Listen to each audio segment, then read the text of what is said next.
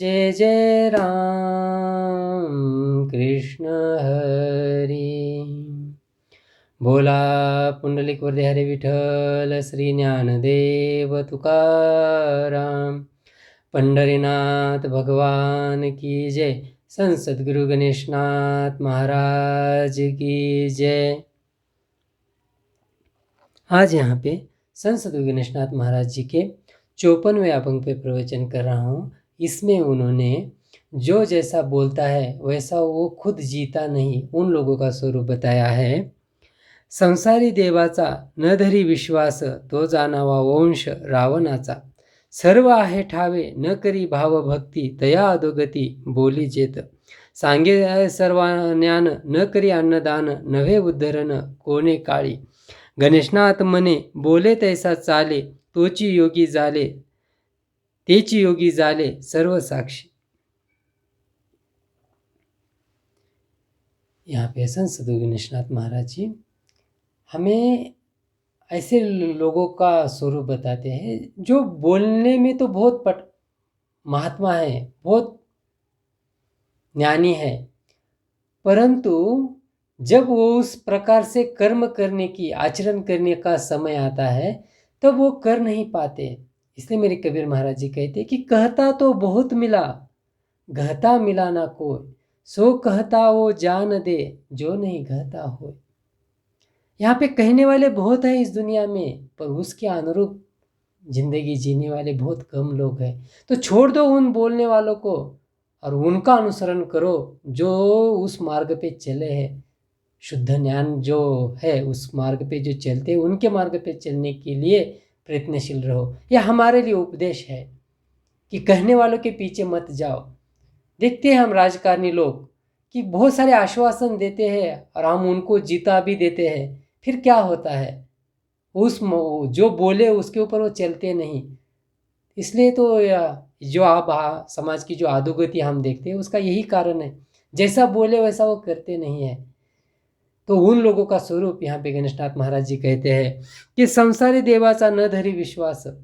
दो प्रकार के नास्तिक लोग होते हैं, एक जो सब कुछ जान के भगवान को मानते नहीं, और दो जो कुछ भी नहीं जानते, सिर्फ लोगों ने बोला कि भगवान नहीं है तो आंख बंद कर ली, और जैसा वो बिल्ली दूध पीती है उसको लगता है कि दुनिया की आंखें बंद है, कोई मुझे देख ही नहीं रहा, ऐसा समझ के वो बिल्ली दूध पीती है। वैसा किसी ने तो बोला भगवान नहीं है, ऐश करो, कुछ भी खाओ, कुछ भी पियो, तो वो अधोगति को, वो तमोगुनी अधोगति को जाता है। परंतु एक ऐसा वर्ग है नास्तिक लोगों का कि जो सब कुछ जानता है, उनको पता है इस सृष्टि का कोई तो रचयिता है, यूनिवर्स ऐसे ही नहीं चल रहा।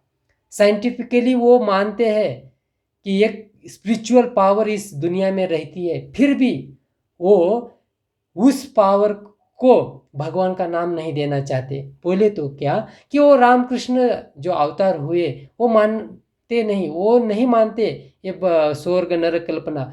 एक तरह से उनका वो तात्विक भाव सही है, ठीक है, परंतु इसी में कहीं तो उनका अधोगति होता है। वो कैसे, तो जानावा वंश रावणाचा। तो रावण के बारे में क्या हुआ, उसके बारे में भी यही हुआ। वो भी सब कुछ जानता था, वो शिव भक्त थे, मतलब शिव जी की, भगवान शिव जी की जैसी भक्ति रावण ने की वैसी भक्ति किसी ने भी नहीं की। मतलब इतना दृढ़ भक्त थे वो, परंतु कहीं ना कहीं उनके अंतःकरण में एक भेदभाव की भावना थी। बोले तो वो राम को नहीं मानते थे, वो समझते थे कि एक आदमी में भी राम होता है क्या, एक सर्वसामान्य आदमी है उसमें राम होता है क्या, ये भेद की भावना थी। आज हम दुनिया में वही देखते हैं। देखिए, अगर एक किसी पंडित को हम पूछेंगे क्या एक जो रास्ते पे जो चल रहा है एक गरीब आदमी, उसमें भगवान है क्या, तो वो बोलेगा उसमें कहाँ से भगवान होगा। वो क्या करता है कि एक जो मूर्ति बिठाई है मंदिर में उसमें भगवान मानता है, उस मूर्ति के ओर उंगली करके वो बोलेगा कि वहाँ भगवान है। अगर हम उसको पूछेंगे कि वो आदमी जो चल रहा है उसमें भगवान है, तो वो नहीं मानेगा। उसको सब ज्ञान पता है, ज्ञान पता है, आत्मा सर्वभूति है ये भी पता है, फिर भी वो मानने के लिए तैयार नहीं। ज्ञान तो की बातें बड़ी बड़ी करता है, ब्रह्म ज्ञान की बातें करता है, वेद पुराणों की बातें करता है, परंतु हमारे पास जो बैठा है उसको हम भगवान नहीं मानते। उसके अंतःकरण में जो आत्मा है वो मेरा ही स्वरूप है, वो हम नहीं मानते। मेरे ज्ञानेश्वर महाराज जी वो मानते थे। नहीं नहीं, उन्होंने वो प्रकट स्वरूप में दुनिया को दिखा दिया कि जो एक भैंस का बच्चा रहता है रेड़ा, उस रेड़े के मुख से उन्होंने वो वेद की श्रुति प्रकट की। तब दुनिया को पता चला कि एक ही आत्मा सबके अंतःकरण में रहता है। और उनको कोई चमत्कार दिखा के कुछ बड़ा नाम नहीं करना था, तो उनको कहना था कि सबके अंतःकरण में एक ही परमेश्वर रहता है। ये सिर्फ बोलने की बातें नहीं है, तो उसके ऊपर हमें काम भी करना है, वैसा हमें जिंदगी जीना भी है। तो हमारे पास जो भी गरीब है, जो भी दीन है, उनमें भी परमेश्वर परमात्मा रहता है। इसलिए उनकी पूजा, उनकी सेवा करने में भी हमें धन्यता माननी है।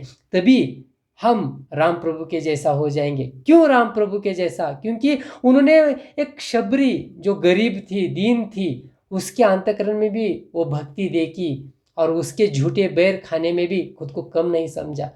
वानर जिन्हें हम कुछ भी महत्व नहीं देते, आज भी नहीं महत्व देते, वानर या जिनको हम मंकी कहते हैं, उनको हम कुछ भी महत्व नहीं देते। एक प्राणी समझ के उनकी तरफ हम ये करते हैं, व्यवहार करते हैं। परंतु मेरे राम प्रभु जी ने उनको भी पास किया, नज़दीक किया, उनके सहायता से रावण को हराया। बोले तो यहाँ हमें क्या समझना है कि ये सबके अंतःकरण में परमेश्वर रहता है। ये सिर्फ बोलने की बातें नहीं है, तो महसूस करना है हमें, जो रावण ने नहीं किया। अगर वो राम प्रभु में भी परमेश्वर परमात्मा को मानता था, और एक सीता पर स्त्री है उसमें भी माता मानता था, जैसे मेरे छत्रपति शिवाजी महाराज ने माना, तो रावण का मृत्यु नहीं होता था। परंतु वो मानना जरूरी था। रावण गलत पूरी तरह से थे ऐसा बोलना नहीं है, ना पूरी तरह से अच्छे थे ऐसा भी बोलना नहीं है। उन्होंने माना नहीं। जो सर्वसामान्य स्त्री पुरुष रहते उनमें भगवान को माना नहीं, उनमें माता पिता को माना नहीं। वो एक पर्टिकुलर एक बात को पकड़ के बैठे और उसमें वो नष्ट हो गए। और ऐसे आज भी दुनिया में जो लोग हैं वो सभी इसी प्रवृत्ति के वंशज है। आगे कहते कि सर्व आहे ठावे न करी भाव भक्ति। दुर्योधन को सब कुछ पता था, धर्म क्या है, अधर्म क्या है, सब ज्ञान था। तया अधोगति बोली जाते, फिर भी वो अधोगति को गया। क्यों गया? क्योंकि कहीं तो उसने अधर्म को योग्य समझा। वो जो भी करता था उसको पता था कि वो गलत है, फिर भी वो सोचता था कि ये गलत मार्ग ही मेरे लिए सही है, उससे ही मुझे धन संपत्ति स्त्री प्राप्त होगी। और इसलिए उसने द्रौपदी का वस्त्रहरण हो या वो इंद्रप्रस्थ का जो राज सिंहासन उसने छीन लिया वो हो, जितने भी उसने दूषित कर्म किए उसके पीछे ये अधर्म ही था। और वो भी जानबूझ के, उसको सब कुछ पता था, फिर भी उसने वो सब कुछ गलत किया। उसने वो भाव भक्ति का स्वरूप नहीं जाना। अगर वो भाव भक्ति का स्वरूप जान लेता तो उसका जो ज्ञान है वो व्यर्थ नहीं जाता। अगर वो समर्पण कर देता कृष्ण परमात्मा के सामने तो उसकी जान नहीं जाती। दे देता 5 गांव पांडवों को, क्या हो जाता 5 गांव देने से, परंतु वो भी नहीं देना समझा, उचित नहीं समझा उसने। और वो अपना खुद का अहंकार गर्व लेते बैठा। अगर उसी समय वो शरण जाता वो भगवान कृष्ण को, तो वो क्या समझता था कि भगवान कृष्ण वो भगवान अवतार नहीं है। वो समझता था कि वो कोई तो एक ग्वाला है, मतलब अज्ञानी एक आदमी है, ऐसा समझता था वो खुद को। मतलब उनके प्रति उनका उसका भाव था, इसलिए उनको वो तुच्छ लगता था। उनको वो बंदी करने का प्रयास किया। बंदी मतलब जितना भी हो सके उतना उन्होंने मतलब वहाँ पे उनका अपमान किया कृष्ण परमात्मा का। तो उसके कारण वो दुर्योधन अधोगति को गया। अगर वहाँ पे उसी के अंतकरण में भाव भक्ति रहती कृष्ण के प्रति तो वो नहीं जाता था। आगे कहते हैं कि सांगे सर्व ज्ञान न करी अन्नदान। ज्ञान की बातें करने से, जैसा ज्ञानदान श्रेष्ठ है, वैसे ही अगर हम कहते हैं किसी को कि अन्नदान करना उचित है, तो हमें भी बहुत प्रयत्नशील रहना है उसके बारे में। हमें भी अन्नदान करना है, वो दिखावे के लिए नहीं कि किसी को रोटी दी, सेल्फी निकाला और पेपर में डाल दिया और वोट मांगने लगे। पद प्रतिष्ठा स्वाभिमान वो अभिमान सम्मान, इनके लिए वो दान मत कीजिए। हमारा एक कर्तव्य कर्म है। जैसा हमारा पेट है, हमें भूख लगती है, वैसे ही जो भूखा है, जो रास्ते पे भूखा है, उसका भी पेट है। ये भावना हमारे अंतःकरण में रहनी है। सिर्फ ज्ञान की बातें बताने से कुछ नहीं होगा। अगर जब हम कहते हैं कि दान धर्म करना बहुत श्रेष्ठ है, तो हमें भी वो करने में प्रयत्नशील रहना है। आगे कहते हैं कि नवे उद्धार न कोनी काड़ी। अगर हम ऐसा नहीं करेंगे तो कभी भी हमारा उद्धार नहीं होगा।